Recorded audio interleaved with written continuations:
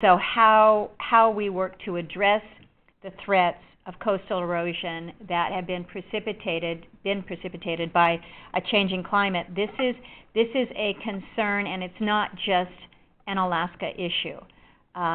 We have been dealing with this in coastal communities down in Louisiana, where a Louisiana village was actually, or is actually, in the process of moving. But I think we see it most dramatically in Alaska, where I continue to say that we are on the front lines when it comes to climate change. We see it perhaps most notably here.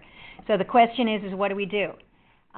To move a village is extraordinarily expensive. I think the cost to move Newtok is in the range of $120 to $150 million, and so the effort has to be one that we can actually work together to achieve.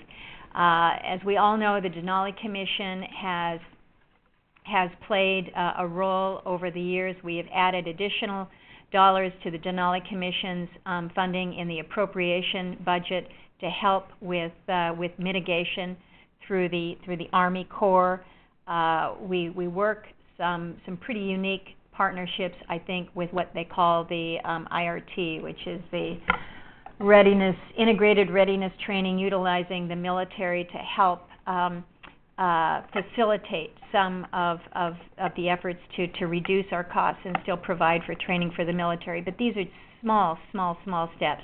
Our reality, in my view, is when we talk about resiliency and coastal resilience, there is a reality that it is going to be a different solution depending on where you are, whether it is revetments in places like Unalakleet or Utqiagvik, or whether it requires a relocation such as Newtok and ultimately Kivalina. FEMA is the Federal Emergency Management Association,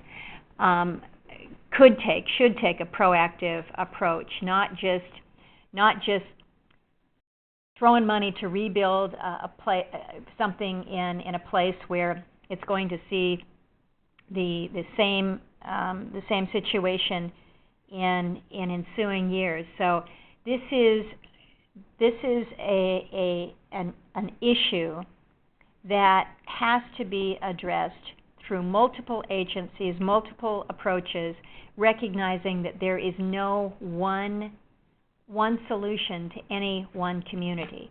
More broadly on the issue of climate change, I'm one Alaskan who thinks that we've got a responsibility to be smart with how we are